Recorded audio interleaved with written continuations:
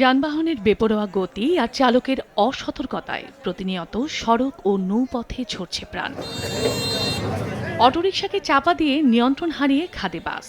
সোমবার দুপুরে ভোলার লালমোহনের গজারিয়া বাজার এলাকায় অটোরিকশাকে চাপা দিয়ে যাত্রীবাহী বাস পাশের খাদে পড়ে যায়। এতে ঘটনাস্থলে অটোরিকশা চালক সহ ৩ জনের মৃত্যু হয়, আহত হন অন্তত ১০ জন। খবর পেয়ে হতাহতদের উদ্ধার করে স্থানীয় হাসপাতালে পাঠায় পুলিশ ও ফায়ার সার্ভিস। একই সময় বোরহান উদ্দিনের উদয়পুর হাজীবাড়ি এলাকায় মোটরসাইকেল নিয়ন্ত্রণ হারিয়ে বৈদ্যুতিক খুঁটির সঙ্গে ধাক্কা লেগে এক যুবকের মৃত্যু হয়। আয়সা দেখি যে এই জায়গায় বাসটা পড়ে আছে আর ২ জন ডেড এই জায়গায় পড়ে আছে। আর পরবর্তীতে জনসংখ্যা আসার পরে বাসের ভিতর থেকে আরো একজন উদ্ধার করে। মোট ৩ জন মানুষ উদ্ধার করে, ৩ জন ডেড বডি আমরা পাই। বাসের গতি, বেপরোয়া গতি, তাদের এক সাইডটা আধিপত্য, তারা যা করে তারা তাদের রাজত্ব মনে হিসাবে ব্যবহার করতেছে রাস্তাঘাট, কোনো তাদের নিয়ম শৃঙ্খলা নেই।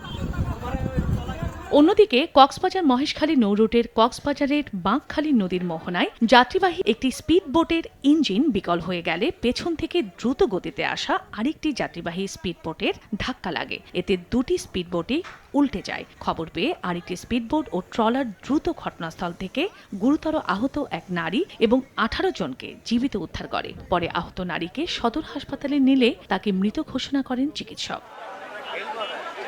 গাইবান্ধার জেলা শহরে ট্রাকের নিচে শুয়ে ঘুমাচ্ছিলেন হেলপার রকুনুজ্জামান মিয়া। চালক দেখতে না পেয়ে ট্রাক চালিয়ে দিলে চাকায় পিষ্ট হয়ে মারা যায় সে। ঘটনার পর থেকে পলাতক রয়েছেন চালক।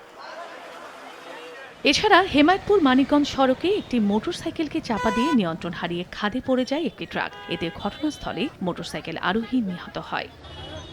চন্দ্রা বিশ্বাস, ববি, সময় সংবাদ।